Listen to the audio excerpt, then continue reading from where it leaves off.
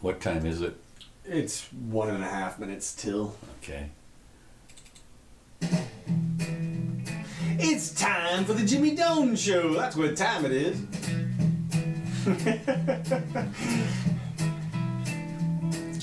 Because it's 4 o'clock on Wednesday or Sunday, and that's when we do the show. This is the Jimmy Doan Show. Hey everybody, I'm Counselor Curtis. I'm here with Jimmy Doan. And Jimmy Doan's here with Counselor Curtis. That's him right there. In the mostly flesh. Lots of flesh. We do this twice a week. Join us. Today is the 24th of March. Also, I'll have a nice timestamp. Hey, Gene, what's happening? We started early. Also, I'll do a nice timestamped copy up on YouTube after the show, and also we're available in audio on iTunes and other places. Tell your friends, subscribe, have some fun. So, you were about, to say, where to go. Hold on, there it is. Kablamo. Kablamo, there we go. All right, well, just about to say, we are not going to have many people watching this show today. Okay, because about 20 minutes ago, they released the report to the news media. Oh, really? The summary. Oh, the summary. And as we speak, Scott Adams is, listening to it and commenting on it. Now, what I heard. The show brought to you by Scott Adams. That's right. But what I heard, and we all knew about this, is that no more indictments. Which means that the kids, the son-in-law, the son, and everybody, they're off the hook. No more. They're not. Junior, nothing. Yep. Nobody's going to be indicted. Right. And there was no obstruction of justice. What? Apparently, there's no hint of obstruction. And so that's all I've heard so far. Literally, I listened to it for 3 minutes before I came over here, and they were just a couple of little things. Now, this has not stopped, of course, the Democrats from saying this is not enough. This is this is BS. We understand that Mueller's Putin's puppet. Right, exactly. Mueller's Putin's puppet. Yes, they spent untold millions and almost 2 years. Oh, they told us about it. This is only $50 million or something. Whatever, and and interviewed hundreds of people, whatever it was, the whole deal. Wasn't fired. Right. He went through the whole thing. So all the threats and everything like that, unbowed by all of that, and yet the Nadler and his crowd, or the other guy from California. This is just what they're going to do is they're going to fire up their multi-$1,000 budget and subpoena people, right, and and go for it and see if they can find something that Mueller didn't. I mean, please submit your suspicious activity to Trump. Right, exactly. Well, of course, as has been described so many times, that all of this was started. So much of this was started because of a totally bogus, the Steele document or whatever it was. Well, this was McCabe and this was Rosenstein, and I'll tell you, from my perspective, this entire thing started because Trump called McCabe's wife a loser. Okay, that's what happened here. Okay, and so this is the way to put the first 2 years of Trump's presidency in a mess, because not that he didn't get a lot done. But this was a classic case of divide and conquer, and they have really they have pitted these people against each other.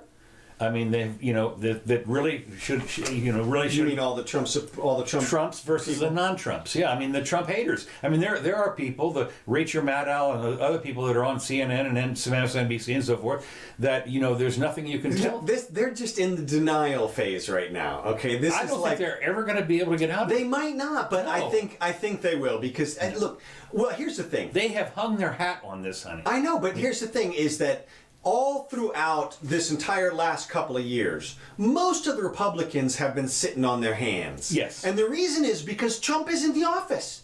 They don't have to say anything. You can bitch all you want. Guess who's running the place? It's him. So everybody has shut up and let the investigation happen. And even though I see some people saying, well, they didn't really let it happen, or they didn't take the gloves off them, or whatever excuses they're going to offer, it doesn't matter. Look, here's the deal. The public, and that's, the people who aren't involved on a day-to-day basis know a couple of things. They know there was an investigation, and they know there's no indictments. Right. And so whatever else you want to say, you can pitch it any different way. Exactly correct. The fact is, no. And now what they're going to hang their hat on is we sent 5 or 6 people to jail.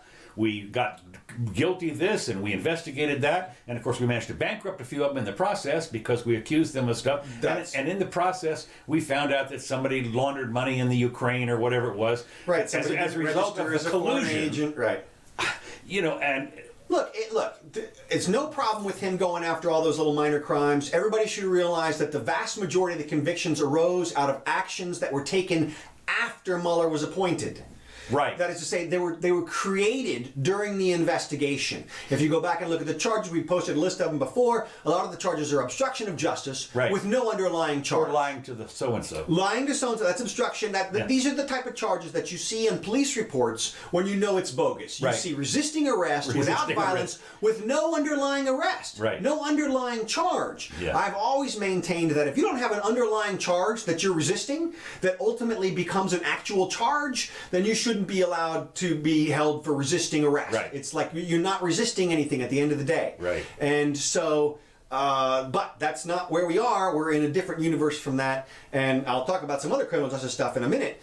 But this obviously is the big news. And it was great to see all of the headlines, Trump, exonerated, and that kind of stuff. Oh wait, I didn't see any of those. And basically, well, what's interesting is what was one of the things that was interesting is as the report was submitted, like Friday or something, and then Barr, of course, carried it over. And they looked at it. I guess they released the summary, which is not the whole. And of course, people are screaming to see the whole report. Well, we can't do anything until we see the whole report. All the underlying document. Well, who knows? But you know why that is, right? I mean, that's just because there's a bunch of sordid details in there. They're not supposed to go over the sordid details of anybody they're not charging. Right. In public. Well, and of course, I would imagine, and they did claim that the report did not include a number of sordid details just for that reason. Okay. So, at any rate, we'll claim this, claim that. It'll all come out, probably the hysteria started about 30 minutes ago, and it'll continue for a news cycle or two at least. Oh, for sure. So this is going to be a big one. We might have something to say it on Wednesday. Rachel was all upset about it, apparently crying, and so was Tim. What's his name with the blonde hair? Oh yeah. But hey, man, they own it. So you get what you ask for. That's right. I got friends who are still swearing that Trump will be indicted after he is out of office. Right. Well, of course, he's got 2 more years to go. Maybe he'll do something indictable. Yeah. But Pelosi has called the summary insufficient, seeks a full report, and urged him to release the full report to the lawmakers so their committees could go ahead with their independent work. Right. So Trump takes political offensive after Mueller report. People won't stand. Now he's also arguing unelected bureaucrats were trying to determine his presidency. Well, of course, a lot of the people involved are unelected. So Supreme Court's unelected. That kind of stuff. I don't know. Who knows? And actually there was something else I'll get to. I'm going to have to circle back to this because some of this stuff came up literally as I was walking out the door. Right. So I've got a couple more things here. I did want to mention one thing, and that is that the 18th victim to the Parkland High School. Oh, right. Girl committed suicide. Yeah. She was a babe, and what happened was she was apparently she was not at the school. Oh. Said 19, a recent graduate. Said it took her own life over the weekend. She was close friends with Meadow Pollock, one of the victims. Her mother and daughter had struggled with survivor's guilt and recently diagnosed with PTSD. And so it's interesting that she took her own life. I mean, that's the 18th. I mean, this survivor's guilt is a real thing. It is. And I think that you can imagine. There's something like 20 some veterans a day commit suicide over the country, and you can bet that a lot of that saw their buddy got killed. Oh, absolutely. And and survivor's guilt should have been me. Yeah, and it's traumatic. Look, life and death. It's one of those things. And she was a kid, obviously. Who knows if she was right there in the thick of it, bullets flying by. We don't know. But she obviously, as I say, obviously she'd had a lot of problems. I think she was in college or something when she hung herself or whatever she did. Okay. So that's Tragic. Huh? Tragedy to be. Now, moving on to another other terrorist type stuff. Okay. New Zealand. I was going to say, you got to tie that in. I'm tying that in right now. I'm tying it in. Okay, New Zealand bans terror suspects' racist manifesto. Citizens told to destroy all copies. Right. Well, we talked about that last week, that anybody in knowing possession of it faces a 10-year prison sentence. What? I didn't know that. Yeah, we said that last week. Well, I forgot already. No, what happened? Yeah, anybody in knowing possession, anybody who posts it faces 14 years. I knew post it. Yeah, but even knowing possession of the videotape, that was what we talked about last week. Okay, the video. This is the manifesto. Now, this is what, 70 pages? Or I don't know. I didn't read it. It was a lot. No, well, let me put it this way. One thing you can do to guarantee a big upsurge in people reading this is to ban it. Oh yeah! Oh, absolutely. That's, I don't care where it was. I don't care if it's been pulled off of Facebook and all. But as you know, once on the internet, always on the internet, someplace. Oh, yeah. And you can bet that there's a scramble, to see this thing and read it. And so officials say both the manifesto and the video qualify as objectionable under a 1993 New Zealand law that gives the government discretion to ban certain materials for the public good. An objectionable classification, in this particular case, is considered to be a justifiable limit on freedom of expression under New Zealand's Bill of Rights. Now, it's kind of interesting in a way. Of course, we have a Bill of Rights here that I think you'd be hard pressed if some newspaper were to publish this manifesto. I don't think there'd be a problem at all.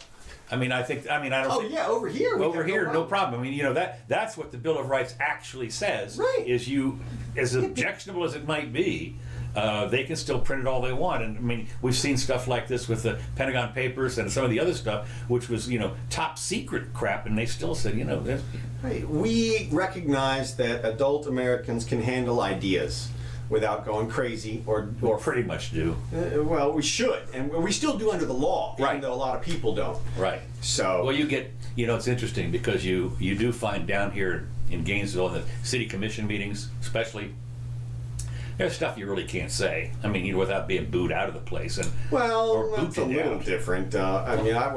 If it's an audience thing, that's different from a government thing for the most part. But yeah, that's true. Well, I've seen them. Let me put it this way: I've seen the city commission up in Archer here. Is it Archer or Alachua? And they dragged what's his name out of the place, kicking and screaming. I think because he said something they didn't like, or he'd been there before or something, and.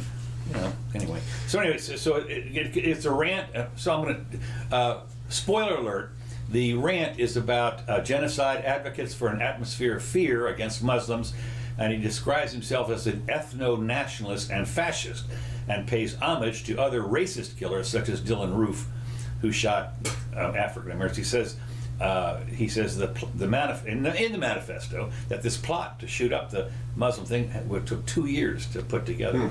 Hard to believe, but whatever. So, but Dylan was, of course, totally insane. Right.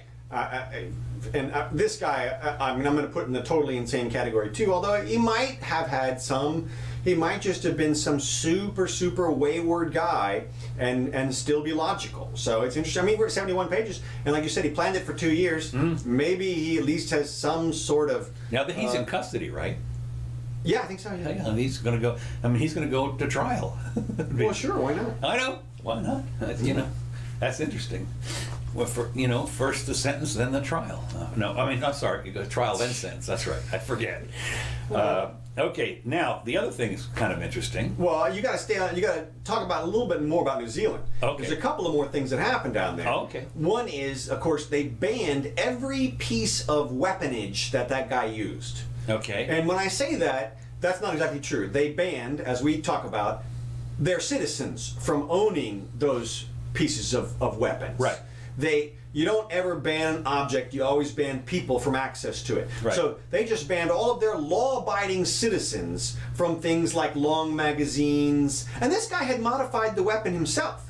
So it didn't matter. He was already breaking lots of laws. Of course, he was breaking murder laws and that kind of stuff. So New Zealand is heartily patting themselves on the back for this gun grab, basically, that they have now instituted. And they're asking people to turn in their guns and stuff like that. And there's Americans over here going, oh my God, this is so awesome. From my perspective, this is hideous. It is going to cause death. It is going to because you're removing people's ability to protect themselves. You're going to have an increase in crime and an increase in violent crime, and this is not going to prevent these types of mass shootings.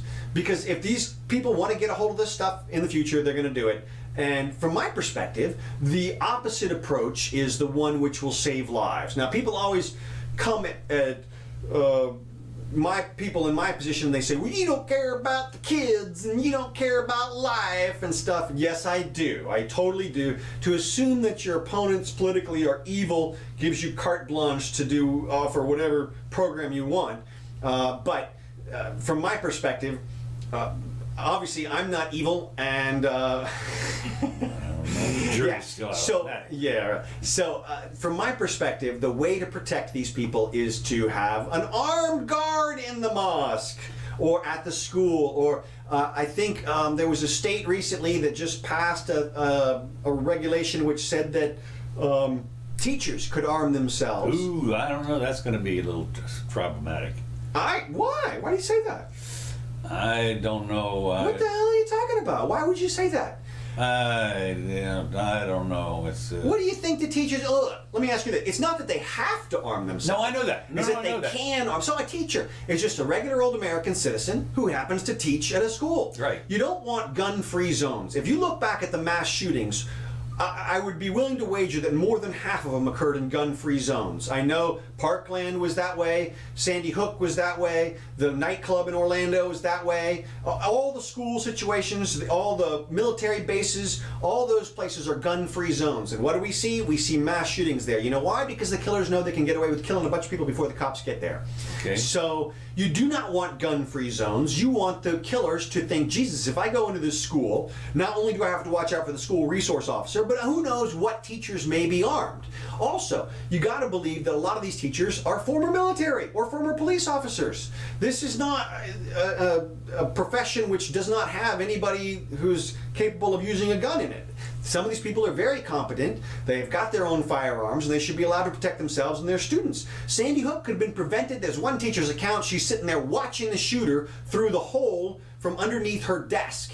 If she'd had a gun, she might have saved some kids' lives. And to me, this is the way to go. You do not want to disarm everybody. The people who want to disarm everybody are taking the short view of this situation. In fact, that's an entirely different argument altogether. Forget about the fact that they're disarming their citizens in the event of some major catastrophe like an actual war or revolution.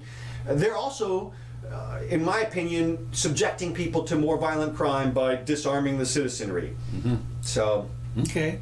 Well. So, yeah. Okay. So, also, and one final thing, if you really want to know how off the deep end New Zealand has gone, as another reaction to this shooting, they have banned Jordan Peterson's book, 12 Rules for Life. God almighty. Okay? For those of you who don't know who Jordan Peterson is, he's a clinical behavioral psychologist, and he is Canada. Excellent. Yeah, he really is good. Awesome. If you can watch his videos, he's got a bunch of Jungian breakdowns of the Lion King and other Disney movies like Pinocchio, and he goes into the character development in extraordinarily intellectual and contemplative ways.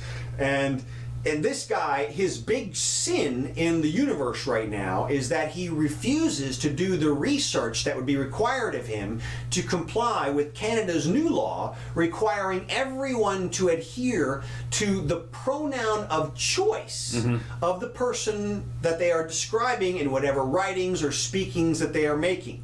So in Canada now, if you refer to somebody as the wrong pronoun according to them, then you can be jailed or sued, and it's incredibly perilous if you think about it, because we've talked about on this show, how many pronouns are there?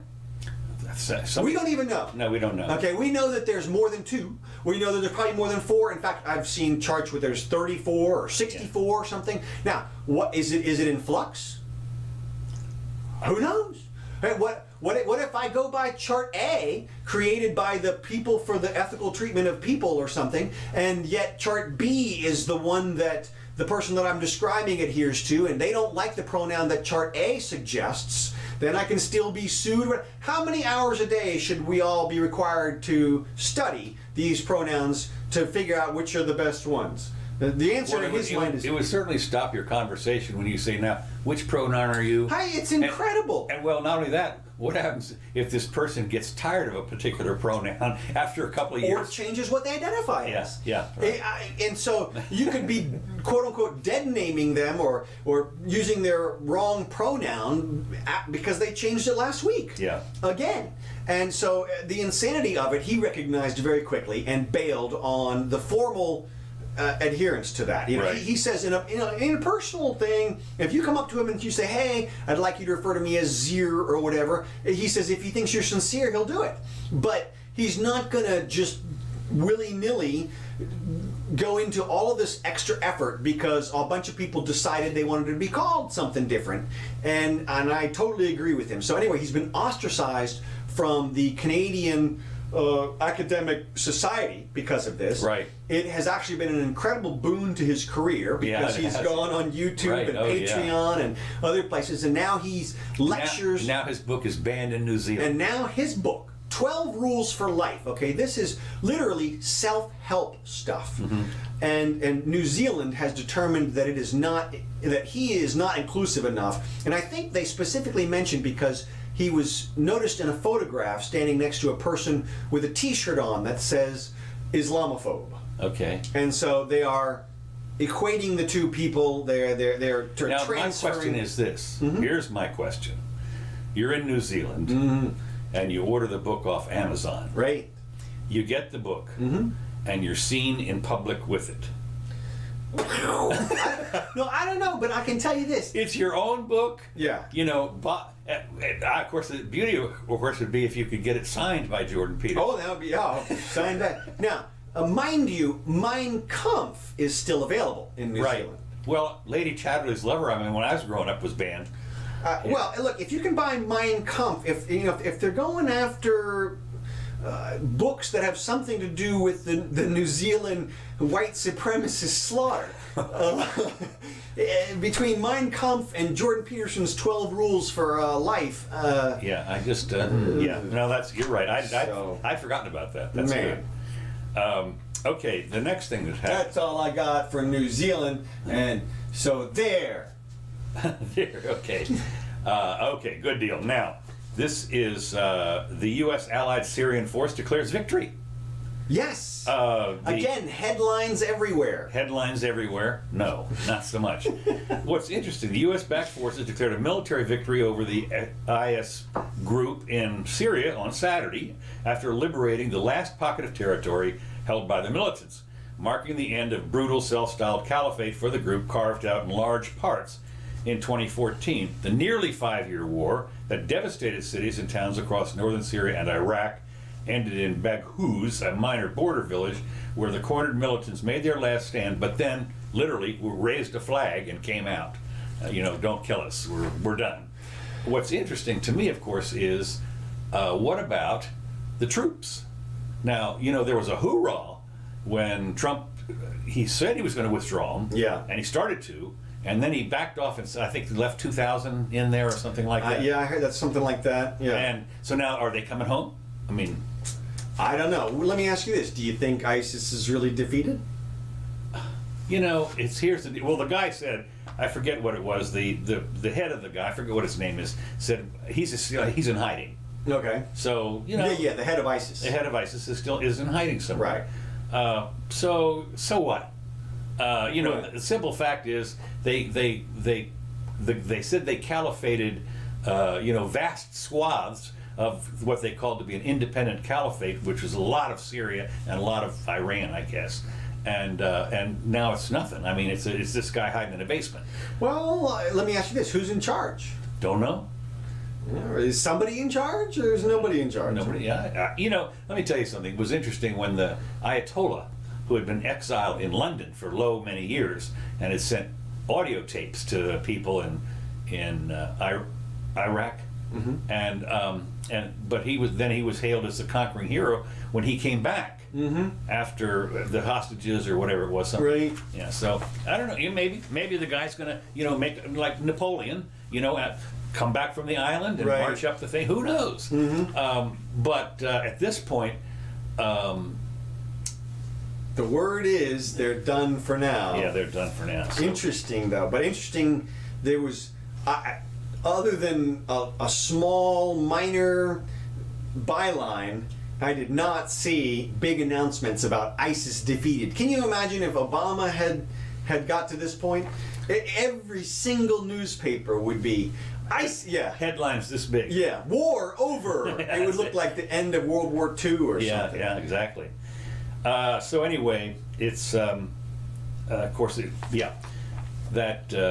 so the victory's been declared. Bring the troops home. And it looks like we won. If you look behind us here, I've got some pictures of Aleppo, and you can see. It's a slight disrepair. It's a fixer-upper. Fixer-upper. But call in the contractors. That's right. That's it. Okay. But I cannot imagine. Look, the reason I asked you that question is because, from my perspective, I can't imagine what's changed on the ground. We've routed out a few of the divisions or whatever, their armored divisions, or destroyed their operations bases or such, but. I gotta believe that control of the area has either got to fall back to Assad and the regime, or it's going to reemerge under the control of another caliphate or another ISIS or the Taliban again or another group. Unless we stay there, somebody has to maintain power. Because if we just took, look, I'm not advocating we stay there. I say we get the hell out of there a long time ago. What I'm saying is that if we were the ones to quash this particular power, when we leave, somebody has to take our place. The vacuum. Somebody has to fill the vacuum. Exactly. Well, of course, the way you'll know if it's really done is if the Syrians all come home. Right. The millions of Syrians. Syrians decide to come home. Right. I mean, okay, it's over. We're safe. Boom, come on. That would be the ultimate proof. Yeah. And so I'm waiting for that. Yeah. Fingers crossed. Yeah, fingers crossed. The guy who was accused of prostitution, what's his name? Robert Kraft? Yes. Down south here? Yes. He said he went through this whole apology thing. Yeah. I have extraordinary respect for women. My morals and my soul were shaped by the most wonderful woman, the love of my life, who I was blessed to have my partner for 50 years. I expect to be judged not by my words, but by my actions. Blah blah blah, and so forth. Well, of course, the way I'm looking at this is where am I now? Go ahead. You're good. Okay. So the thing that gets me is about this apology thing. I don't know why he bothered to apologize. I know. I thought the same thing. The charges were dropped. Yeah. Well, here's the thing. They were dropped in a way that our criminal justice system allows dropping. Okay. Which is that he has to plead guilty. Did he? Yes. Oh, I didn't know that. Yes. So what they're basically, and this is one of the situations where they say, look. We can bring the full force of the United States against you. Well, Florida, and whatever. We're going to bring huge, incredible resources against you and put you in jeopardy and through all this stuff and everything. You lose your team. Everything, whatever it is. Or you can plead guilty to this super, super minor thing. We'll declare victory. You get to go home. And then that's it. That'll be it. And everybody always takes the easy way out. Right, for sure. Because of the incredible jeopardy that you're facing otherwise. Yeah. People don't realize. There was a couple other news stories this week that I wanted to mention about criminal justice in the same vein. There was a woman on a plane who slapped a steward. Right. And she is facing 21 years in prison. 21 years for a slap. For a slap. That is our normal federal justice system. And of course what they'll offer her is the same kind of thing. You want to plead guilty to this slap and we'll give you a slap on the wrist and then you won't go to prison for 21 years, or you can take your chances for the 21 years. Yeah. What are you going to do? And the heavy-handedness of it is amazing, and that is what cajoles people, really coerces them into pleading to something that oftentimes they didn't do. Right. So it's amazing, and you see them still. Another guy I saw this week was arrested because he did not return the wrong TV that was sent to him from Amazon. Right. He ordered a 74-inch. They bought him an 82-inch. He didn't return it. No. He actually contacted Amazon, and Amazon said, "Don't worry about it." Yeah. But the delivery people, probably have to pay Amazon for the mistake, came after him for it, and I didn't know that. They got the cops involved, and they surrounded his house with the flashlights and all that kind of stuff. So, and he, like an idiot, came out, and they arrested him. And so the moral of the story is, if you hear that knock on your door, hide quietly and get your attorney to deal with them later. But that's the kind of thing. And then the final thing I'll mention is this week in Canada, the bus driver or limo driver or truck driver was sentenced to 8 years in prison because he ran a stop sign and 14 kids were killed on the way to some kind of a event, like a sporting event. And my point being that this guy did not intentionally run the stop sign in a way that he thought would jeopardize anyone's safety, because he's the guy driving, okay? If he hits something, he's probably going to be the first one dead.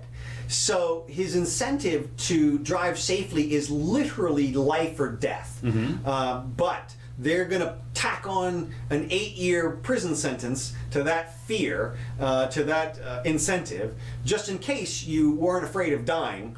Now you have to worry about, if you're in too bad of an accident, they're going to measure the results of the accidents by the number of deaths, and they're going to blame it on you no matter what your intent was. They're going to ascribe some malintent to you. And, you know, like I said, oh, you ran a stop sign, and not even thinking this is not going to deter anything, it's not going to help anybody. This is just a revenge sentence. And this is the trend these days, is if you're in an accident and people die, they're going to find a way to put you in prison.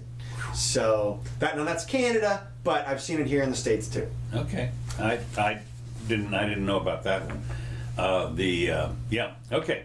So the Trump administration, it's interesting, here's two things. The Trump administration announces new Venezuela sanctions.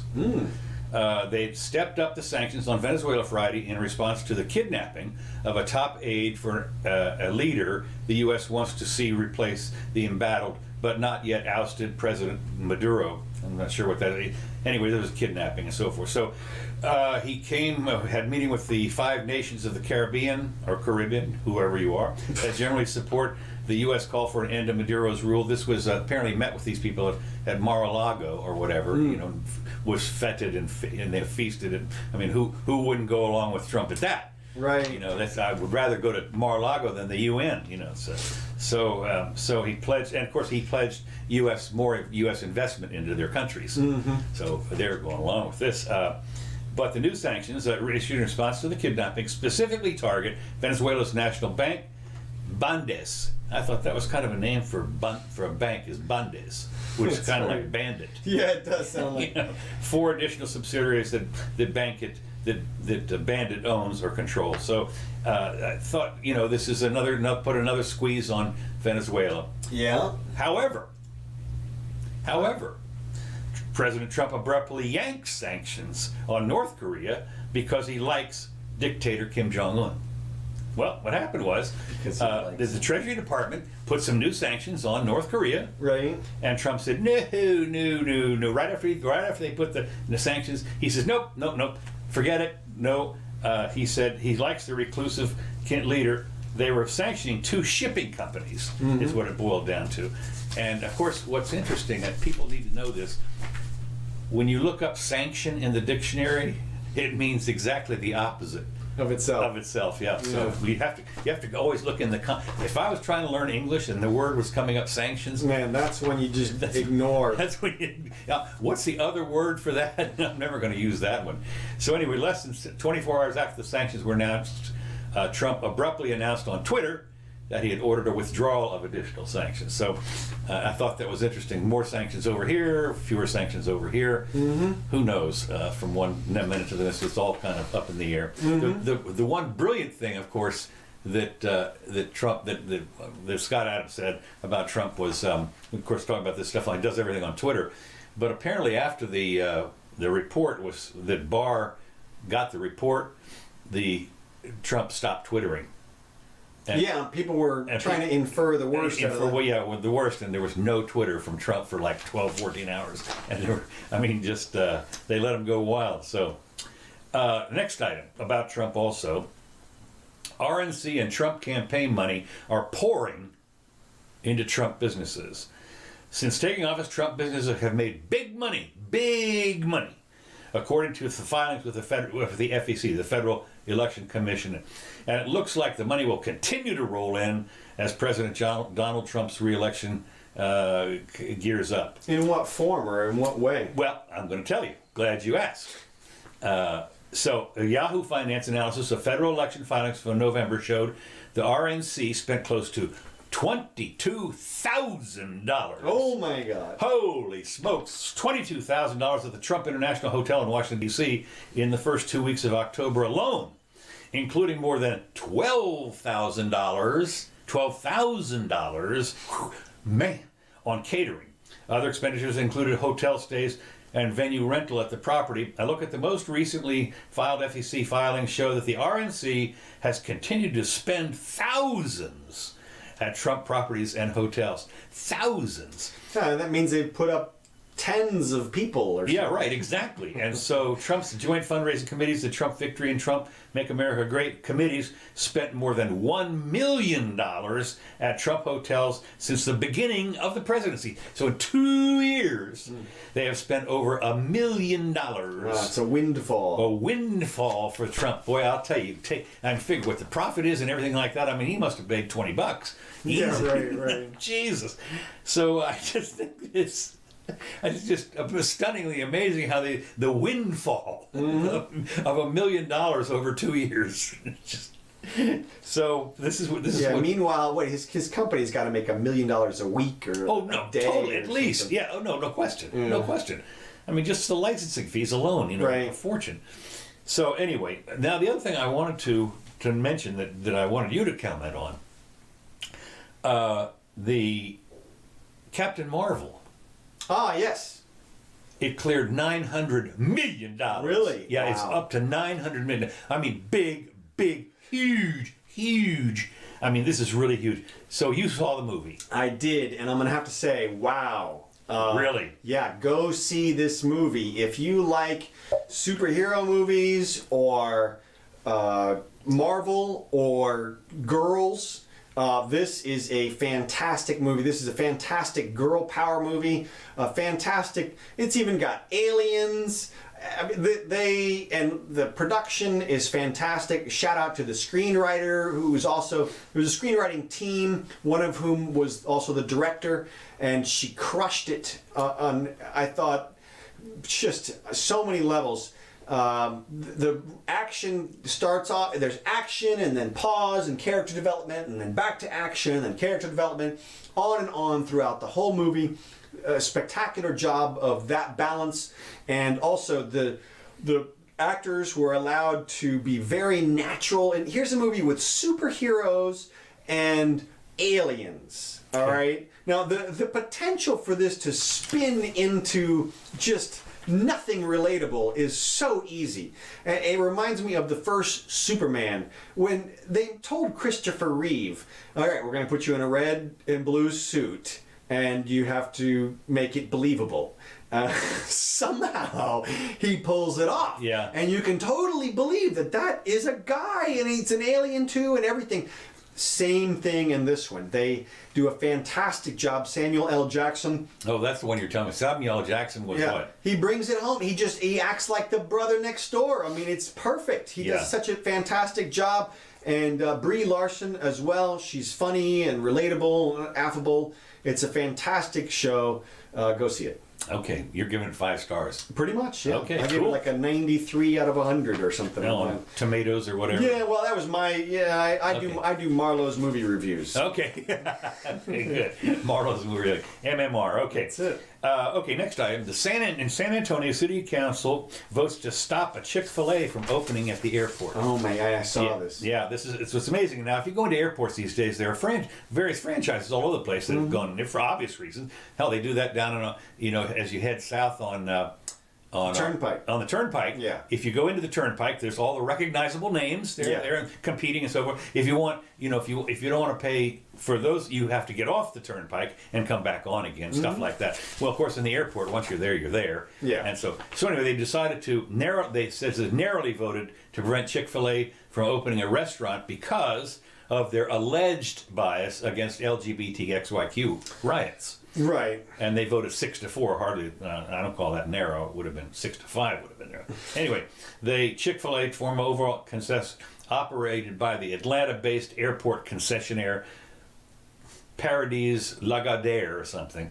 So anyway, the reason it's because of their supposedly alleged anti-LGBTQ. And well, they are. They're religious. And yeah, well, that's the other thing. Doesn't Chick-fil-A not open on Sundays? Exactly. Okay, so here the airport is. If you go into the airport, if you fly on Sunday, you don't get to go to Chick-fil-A if you don't. Okay, that's okay though. Of course, you go in the mall here. Yeah. It closes on Sunday as well. Yeah. But the thing that gets me about this is they're calling them out for their supposed anti-stance or whatever it is. So the powers that be are making a how can I put this? Well, let me put it this way. If you happen to be a total flaming LBGQ somebody or another, whatever you are, trans everything, do you think they're not going to serve you? Oh, they totally serve you. They totally serve you. Yeah. I mean, they're not. I mean, they might have, the top guy might be saying something, but the fact is you can sashay in there in the wildest costume on the planet, and you get your food. Absolutely. So, I mean, absolutely. What are you talking about? Well, what they're talking about is that the company itself donates to religious organizations and other organizations which decry gayness as a sin. Right. And so, okay, but that's the corporate home. From my perspective, this is a market thing. If you don't like them, you don't go there. And I'm guessing LGBTQ people don't go there. But they do. Well, some do. I'm sure some don't care, but maybe some do. But whatever, you get to vote with your dollar. But that's from my perspective, the ultimate democracy. Yeah, but to exclude them from the airport based on that that's like pulling up their social media thing and saying, "Hey, we didn't like your post. We're going to kick you out because you said you didn't." I could understand it if they had a 73-page manifesto. Right. Yeah. Then maybe. Okay, but they don't. I mean, it's, I guess the LGBTQXY people, whatever, they probably consider it like a manifesto or something. I don't know. I think it's kind of a stretch. They've done the boycotts before and such, but. Yeah, they have. Let me see what else we got. Got another item. Here's in New Jersey. Okay. The New Jersey governor signs a rain tax bill. Yeah. We talked about this, didn't we? Yeah. No, I don't think so. Residents can now be taxed when it rains on their property. Yeah, because they had certain square footage and whatever if it's on their driveway or that kind of stuff, it all gets measured in. Okay, most importantly, it gives communities, because in case you've forgotten from a previous show, it gives communities a way to access new resources in a fair and equitable manner and invest in related benefits such as additional green space. So they said, we urge the governor to sign it, said Jersey Futures, Chris Storm, whoever serves as the advocacy group. Some have criticized the bill, and a lot of times they say not enough, saying that it would impose taxes based on the weather, which is an unfair system of stealing money from others. Obviously, you have any heart at all. It's they of course in 2019. It's funny, you get taxed if the weather's bad. Yeah, exactly. I mean, this is amazing. What if you have a drought? Oh no, it's raining again. I know. Well, not that much. Oh God, please stop. You go out there and I'm going to get flack about this, but you dress up in your special beads and your feathers, and you do a drought dance. And don't rain on me. Jesus, please. Yeah.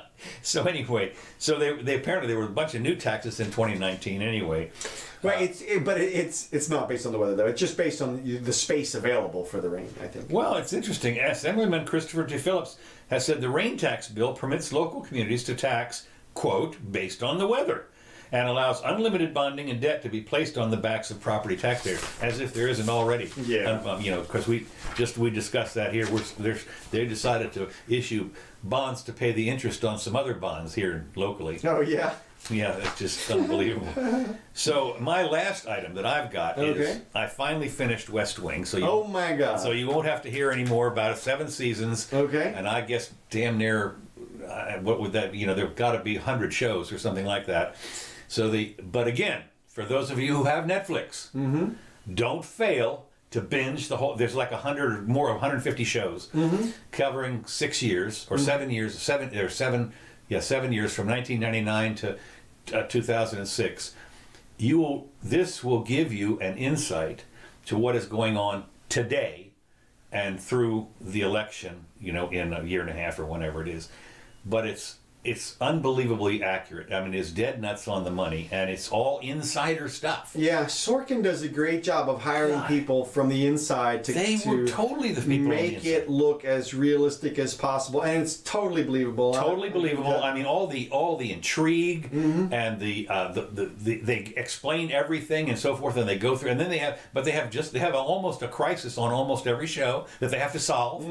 So there's a denouement on almost every show. Sometimes it takes 2 shows, but the way it goes, again, I can't recommend it. It's like your Marvel thing. I can't recommend this too highly. It's going to take you a couple days to get through them all if you binge totally, but if it will give you a new insight, if you don't have one already, into the way politics actually works, because the people that were writing this are the people still on TV. Lawrence O'Donnell has his show or whatever. Yeah. And there's a bunch of people that were doing it. But the actors, of course, all A-list. So the little Chenoweth girl, whatever. Yeah, I mean Sheen and Rob Lowe. It's fantastic. It's fantastic. Fantastic production. It is. Another one that's really good if you're on Netflix, and if you also like superheroes, just real quick before I get into my list, is called The Umbrella Academy. Now I've started that, It's and I brand didn't. I know it is. When I went through, I think I might have gone through maybe half of the first one. Okay. And I didn't quite get it. Okay. Well, it comes together nicely. Okay. They do a good job. I like that as well. But all right, let's see what else I have here. One thing I want to talk about, you talk about Trump. Did you notice that February we posted the largest monthly deficit in the budget ever? $234 billion. Right. Trump finally eclipsed Obama's largest monthly deficit. Really? Yes, of 231.3 or something $billion. So now Trump is the deficit king now. Okay. And of course we predicted that. Yeah, we did. And we predicted a doubling again of the debt during Trump's 8 years if he gets it.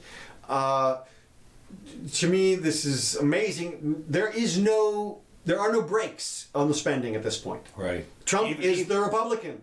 And of course, allegedly. Right. And what's interesting is I think we're probably coming up on another debt ceiling here in the next 6 months. How could we not? We're blowing the top off of it. I mean, 234 billion, as we talked about on the West, they would have all crapped if there was a deficit that big in 2003. Right. And I mean, that was like Reagan's entire annual deficit. Yeah. It's 10 times. It's amazing. Yeah. All right. The question, of course, is as they double it, are the people who are buying the debt going to say no mas?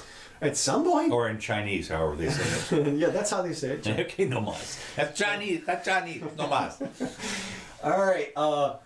Did you notice the Southern Poverty Law Center? Oh my God! Chewed up another one of its own. Chewed up. Well, not only that. I mean, what it turns out is that they're a hate group. Well, I have said this before. You go back on some of our shows. I have said that those guys are the hate group. I mean, this is a pot calling the kettle black. Okay, but so I'm racist. Okay. So the point is, though, I've said this from day one. Where do they get off calling people hate groups? And there was a spattering, maybe, of a couple of them that were legitimately, right? But they were calling out, Christian conservatives and all this kind of stuff. You got Chick-fil-A, man, hate group, right?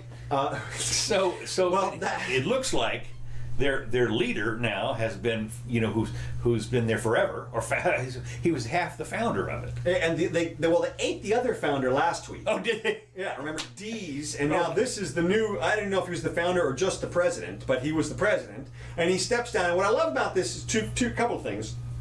He comes out and he says, "I'm taking full responsibility for these actions, which are unspecified." Right. Well, you're not taking shit responsibility. No, that's right. You're not even mentioning what the hell they are. Yeah. I mean, full responsibility, go ahead and disclose everything. All we hear is that there's some kind of internal strife going on. They're keeping it entirely secret, and this guy's going to come out and parade around, and he says, "I'm taking full responsibility." My ass you are, you know? We'll see about that. And I'm wondering whether or not there's going to be a wave of lawsuits against them as retribution. Now, if people smell a little blood in the water and see their $500 million war chest, $121 million is stored overseas, by the way, offshore, and these guys, it's going to be interesting to see how it turns out, because it looks like there's a little bit of blood in the water here. Yeah. And all I'll say this: the people in the comments agree with you. Yeah. Man, the comments were hate city. Yeah. The comments were "it's about time" and "what's good for the goose" and things like that. So well, what's interesting is I've always said this, that those people who are vociferously against one thing or another are very often themselves that thing exactly. Yeah, it turns things that they'll protest too much. I mean, you look at somebody like there was a. One guy that turned out there was a huge woman's advocate. It was one of the senators, right? And then the kids guys will be child molesters, right? And stuff Exactly, like that. exactly. I mean, they have. Well, and that's what the other guy, I believe it was the other guy, was ostracized because of some racial injustice. Yeah. Well, I mean, it's literally what they stand for. In Atlanta. So, man, it's just interesting to see. The attacks, the crime. Well, one of the things, I said this right from day one. When you take responsibility for something, what are the consequences? Right. Now, that's like Janet Reno. I'm just going to say, Janet Reno. I take responsibility for Waco. Yeah. And you didn't. No, you didn't. You should have been strung up by your thumbs and pummeled. That's responsibility. That's responsibility. I mean, you killed 80 kids or something, or whatever it was out there, and for no reason. I got this. That's on me. Yeah, it's on me. That one's on me. God, I'll tell you, you people that say that, it just drives me up the walls. And did you see the guy, one of the guys, another employee, I think, came out and wrote an article in the New Yorker. Really? And he basically says, we all knew working for the SPLC that it was a scam. Yeah. So that's the New Yorker, so I hesitate to mention it, but right. Well, as I say, I have said this for years, and now I've been vindicated. Yeah, maybe so. It's looking good. All right, and then my actual final situation. A little light note about CNN and John Roberts. So CNN wrote a story recently, and all you have to do is you're talking about the Supreme Court. Supreme Court Justice John Roberts. Now the story, I can't remember what the story is about, it's not important. What's important is the very first sentence. All you have to know, if you have any question about where CNN stands and what they're doing these days, is read the very first sentence, which reads, it says, John Roberts pulled up in his car holding his briefcase almost like a shield. Okay, ... And it starts to go on. Now, for anyone who's read novels in the past, that sounds like a perfectly good beginning to a novel. Okay. Why? Because they're immediately characterizing the way the guy held his briefcase. That is not journalism, okay? The report is that he showed up with the briefcase. That's it. That's all you can say. You can't say how he was holding it. You can't be like, and wistfully he looked down at the stain on his shirt, for maybe he had spaghetti that day because he loves Italy, or it's just speculation. It's just raw speculation. Yeah. And that the story just started off with like that, just blatant characterization and inference out of nowhere. Right. And it's just, that is where we're at with our journalism these days and CNN, and it's just amazing. Well, speaking of CNN, I'll continue with what I just started on. Okay. And that was Scott Adams had his earbuds on. He was listening to Fox, and he was saying, "Okay, no collusion." Okay, he was repeating what Fox, and he says, "Well, now I'm going to switch over to CNN and see the opposite." Right. That's when I had to come over here. Yeah. In order to get the show started. But I was thinking, boy, I like to see that what these guys are. And of course, the other thing that's going to happen. Now, of course, it'll take a little while to digest it, but you can bet that they're going to be picking and choosing the parsing out every phrase in this report. Oh yeah, absolutely. That's what we can expect over the next week at least. Yeah. But I think that the people who try to stick to the storyline about Russian collusion are going to get trounced. You think so? From now, yeah, it's like it's a dead horse. You can beat it all you want, but that was the guy. They had a special counsel, spent $50 million, spent 2 years investigating. He has submitted his unlimited report. resources. Nobody has questioned his integrity. No. Nobody has questioned anything about what he's doing, his resources, his methods, nothing. Nobody has stood in his way at all. He's been allowed to charge anybody for anything, and no charges against Don Jr., no charges against, and I thought if they were going to do anything, what they would get is maybe they would try to go after Don Jr. for an obstruction charge about his testimony about whether or not there was ever a meeting in Trump Tower, even though there was no allegation about anything untoward happening at son-in-law, said meeting. What's his name? Jared Kushner, and nothing. the WhatsApp and whatever, and that, the emails and stuff. But you notice, of course, that nobody's ever bothered to investigate Hillary for the missing emails and all this stuff. That's all swept under the table. But of course, the critics will come back and say, well, that she got the hell out of her investigated for Benghazi and. Oh, yeah, that's true. Yeah, you're right. So this thing came up. Nobody was looking at Hillary when this whole thing went down. Right. This was about Donald and him stealing the election. Right, stealing the election. That's right. So because she won the popular vote. Well, and not only that, it's because of this supposed report and the Steele dossier and such. But you have to have this incredible imagination to make a stretch. Yes, you do. From this dossier into the allegations which must have gone into the FISA warrant application, which was again made by McCabe and Rosenstein. We now know, and we also know that McCabe admitted, you can go back and watch his interview with, I think it's Tapper, pretty sure it's CNN, where he admits, he comes right out and says, Trump called his wife a loser. And you can see the hate in his eyes at that point. You can literally, it's there. It's You're palpable. not even reading his mind or anything. No, I'm totally reading his mind. You're totally reading his mind. But I go watch it and see if you can't read his mind on this one too. Because that's what it looks like to me. And Trump told him that basically as he assumed control. And McCabe went straight away that day and said, we don't know what's happening here, which is like the wishiest, wassiest prosecutorial conclusion you can possibly come to. But we're going to open an investigation under the FISA court, which, as we've discussed before, the way they opened that investigation did not require a finding of probable cause that the president had committed any crimes. This was a very open-ended investigation because they phrase it. There's a couple different ways you can apply to a FISA court for a warrant. One of them has to do with foreign operatives, and that is the most, the broadest way, the most lenient, the easiest way to get into the FISA court, which the FISA court's all secret unless it's made public, so nobody has to worry about anything. I wonder if any of that stuff's going to come out from here. You wonder if Trump and his team will try to turn on the investigators in any way, try to go after Steele or any of those other people. Did Steele a Brit? Yeah, I think so. Yeah, so you got. Well, so what? Yeah, It so comes what? over here all the time. Yeah. They went after the Russians in this thing, but Yeah, of course they're staying over in Russia. They're not coming over here.